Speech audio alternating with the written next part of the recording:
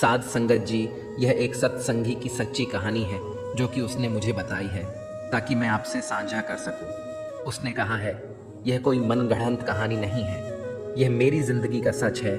जिन्होंने मेरी ज़िंदगी के उस दौर को अपनी आंखों से होता हुआ मेरे साथ देखा है, वह मेरी इस कहानी के गवाह हैं। मेरा जन्म एक सत्संगी परिवार में हुआ और मेरी माँ ने शुरू से ही मुझे रूहानियत से जोड़ा, मुझे रूहानियत के बारे में ध्यान देना शुरू कर दिया था। और मेरी माँ रोज़ाना भजन पर बैठती थी और मेरी माँ अक्सर मुझे बोलती थी कि दिन में कुछ देर उस मालिक की याद के लिए ज़रूर निकालना, चाहे कुछ भी हो जाए लेकिन उसकी याद में ज़रूर बैठना, चाहे थोड़ा समय ही बैठना। और मैं अपनी माँ की इस शिक्षा के कारण दिन में थोड़ा समय ही सही लेकिन बैठता ज़रूर था। और जैसे जैसे समय बीतता गया वैसे वैसे ज़िंदगी में कुछ बदलाव आने लगे। मुझे याद है कि तब मैं 10वीं कक्षा में था और उस समय मेरे पिताजी अमेरिका चले गए थे। और जब मैंने 12वीं की तब तक मेरी माँ भी मेरे पिताजी के पास अमेरिका चली गई थी। और उसके बाद मैं अपनी आगे की पढ़ाई के लिए इंग्लैंड चला गया था और वहाँ जाकर मैं बिल्कुल बदल गया था। पता नहीं मुझे किस बात का अहंकार हो गया था और वहाँ पर मुझे अच्छा काम भी मिल गया, जिसके कारण मेरी अच्छी कमाई होती थी, मैं अच्छा कमाता था। और जब मैं इंग्लैंड में था तब अक्सर मेरी माँ का फ़ोन मुझे आया करता था कि बेटा अपनी कमाई में से 10वां हिस्सा ज़रूर निकाला कर, अपनी कमाई में से कुछ रकम गुरु घर दे आया कर।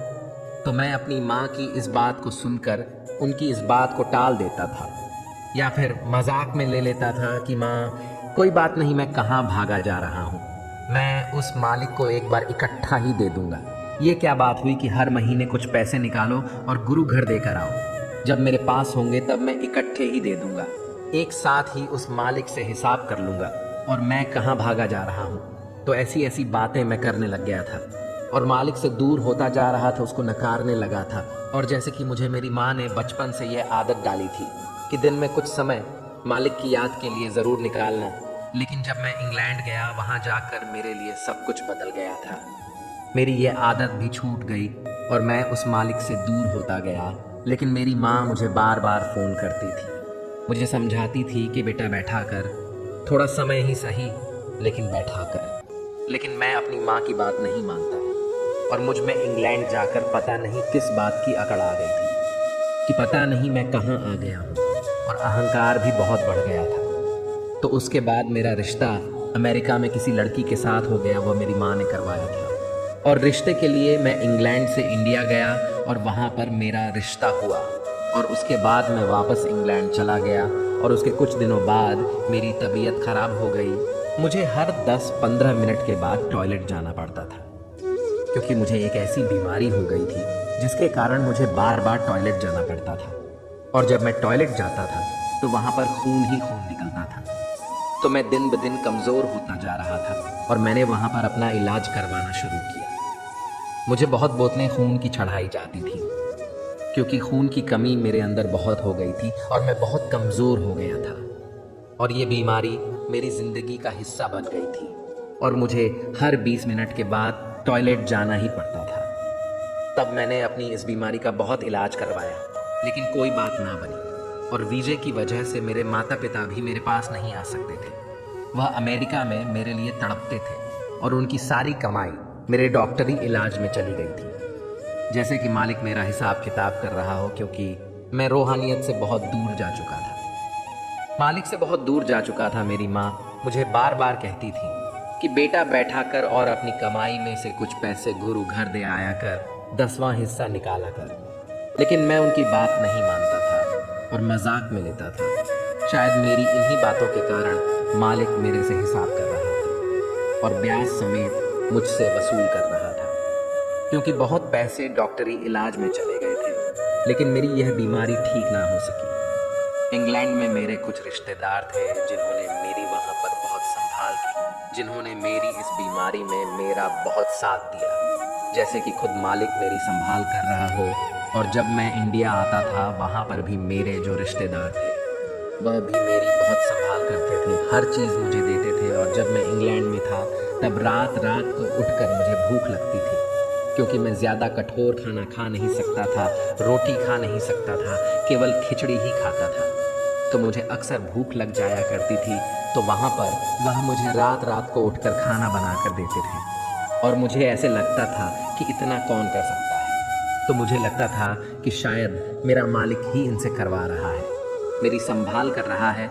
तो मैं इस बीमारी से इतना परेशान था कि कभी कभी मेरे से बिस्तर से उठा भी नहीं जाता था। वहीं पर मेरे कपड़े गंदे हो जाते थे। तो मेरी यह बीमारी दिन ब दिन बढ़ती जा रही थी। जब यह बात लड़की वालों को पता चली तो मुझे लग रहा था कि रिश्ता टूट जाएगा, लेकिन ऐसा नहीं हुआ। जब वह मुझसे मिलने हॉस्पिटल आई तो मैंने उसे तभी कह दिया था कि मेरा इंतज़ार मत करना। अगर तुम अपनी ज़िंदगी में आगे बढ़ना चाहती हो तो तुम किसी और से शादी कर लो। लेकिन उस लड़की ने मुझे कहा कि अगर आपको यह बीमारी हमारी शादी के बाद लग जाती तो क्या होता। तो उसकी यह बात सुनकर मेरे चेहरे पर मुस्कान आ गई। उसके कुछ महीनों बाद हमारी शादी तय हो गई, लेकिन मेरे लिए 20 मिनट से ज़्यादा बैठना बहुत मुश्किल था। जब भी मैं इंडिया आता था तब पेट्रोल पंप पर गाड़ी रुकवाकर मुझे टॉयलेट जाना पड़ता था। ऐसा मेरे साथ बहुत बार हुआ और वह ड्राइवर मेरी इन बातों के गवाह है जो मुझे दिल्ली से लेने आया करते थे। तो जब हमारी शादी तय हो गई तब मैं इंडिया आया और मैंने पहले ही कह दिया था कि मुझसे ज़्यादा देर बैठा नहीं जाता। तो मैंने उनसे विनती की थी कि जल्दी फेरे कर शादी को ख़त्म करने की कोशिश करें। मैं अपने मालिक के आगे यही अरदास कर रहा था कि हे मालिक, मेरी संभाल करना, मुझे बैठने का बल बख्शना। तो वहाँ पर मेरे मालिक ने मेरी संभाल की, उसने मुझे बैठने का बल बख्शा और उसके बाद हमारी शादी हो गई। लेकिन मेरी उस शादी में वीज़े की वजह से मेरे माता पिता नहीं आ पाए। इस बात का मुझे बहुत दुख लगा था। तो शादी के कुछ दिनों बाद में वापस इंग्लैंड आ गया। मेरी पत्नी अमेरिका चली गई तो उसके बाद मेरे माता पिता भी अमेरिका में पक्के हो गए थे। उन्हें वहाँ की सिटीज़नशिप मिल गई थी।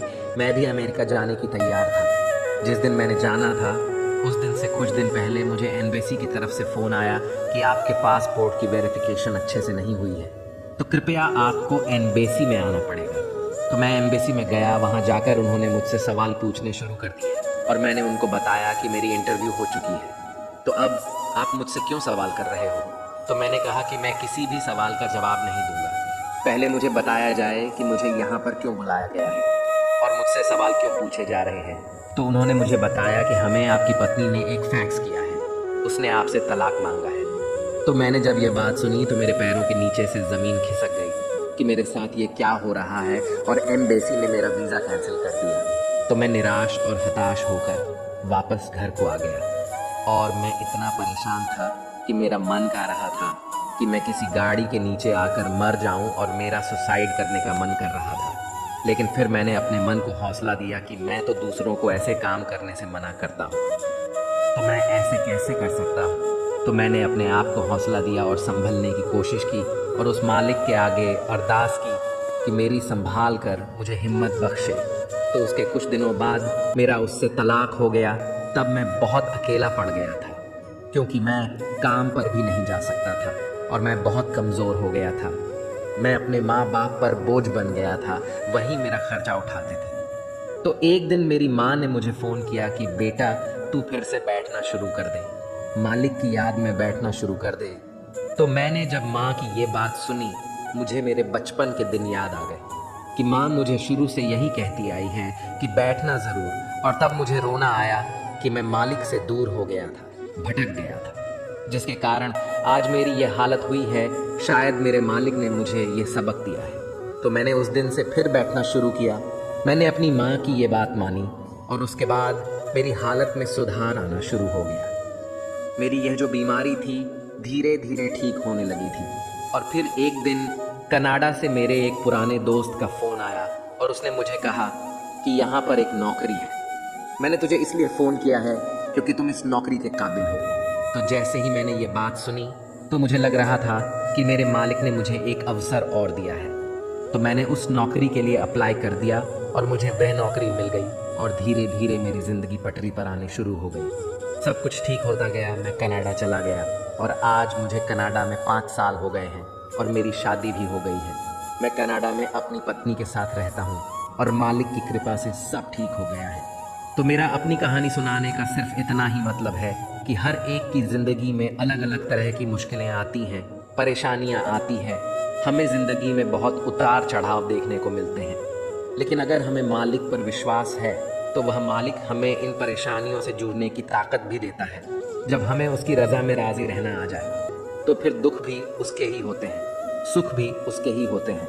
लेकिन अगर हम ये सोचें कि हमारा गुजारा उस मालिक के बिना हो जाएगा, हमारी संभाल उसके बिना हो जाएगी, तो यह हमारी गलत फहमी है, क्योंकि उसके बिना हमारा जीवन अधूरा है। केवल वही है जो हमें हर दुख तकलीफ से जूझने की ताकत देता है। अगर हम उससे जुड़े हुए हैं तो वह हर पल हमारी संभाल करता है। बात मानने की है, अगर हम अपने आप को उसकी राजा में ले आते हैं तो हमें वह हर खुशी मिलेगी जो हम चाहते हैं। लोग कहते हैं दुख बुरा होता है, जब भी आता है रुला कर जाता है, लेकिन हम कहते दुख अच्छा होता है, जब भी आता है कुछ सिखा कर जाता है। जय श्री कृष्णा।